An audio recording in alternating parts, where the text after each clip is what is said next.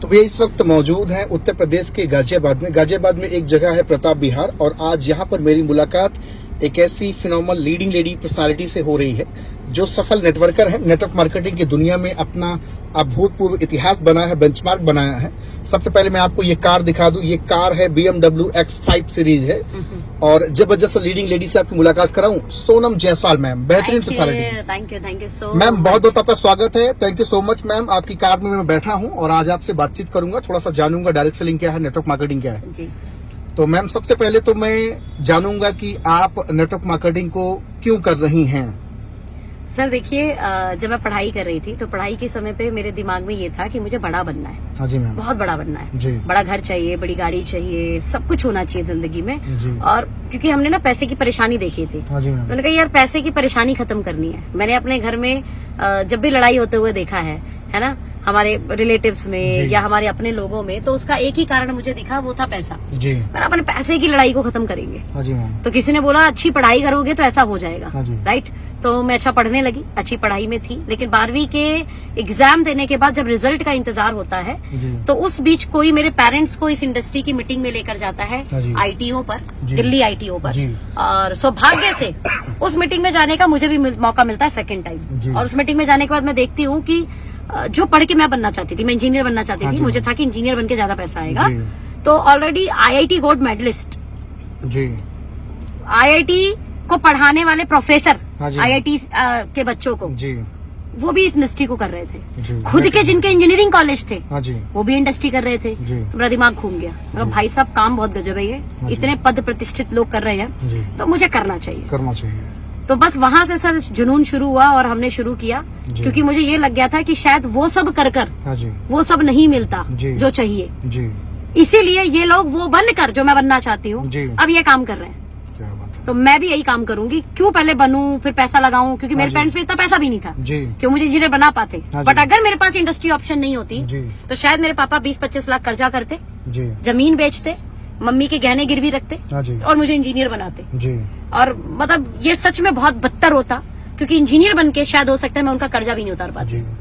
आज मैं देखता हूँ बहुत सारी बेटियां हैं, या तो अपने पिता के नाम से जानी जाती है तो अपने पति के नाम से जानी जाती हैं, लेकिन आज आपने अपना एक अलग ही बेंचमार्क बनाया है। सोनम जायसवाल किसी परिचय की मोहताज नहीं, सोशल मीडिया पे लाखों फॉलोअर आपके, लाखों लोग आपको रोज देखते सुनते हैं, और हजारों लोगों का आप इंटरव्यू, एक तरह से सेमिनार करती, वर्कशॉप करती हैं, बहुत सारी ट्रेनिंग बिजनेस की, ये सारी चीजें करती। आज आपने अपना एक नाम बनाया है मैम, इसके पीछे का आपका क्या उद्देश्य रहा, क्या मकसद रहा?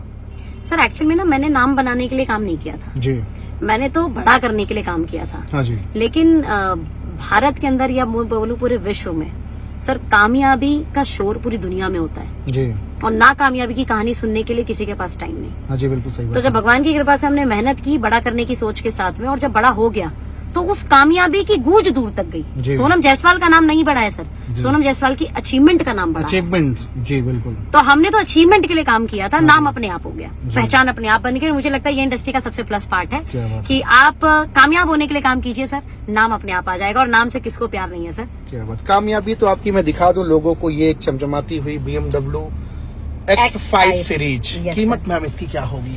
सर एक्चुअली कीमत थोड़ा बताइए, लोग डर जाएंगे।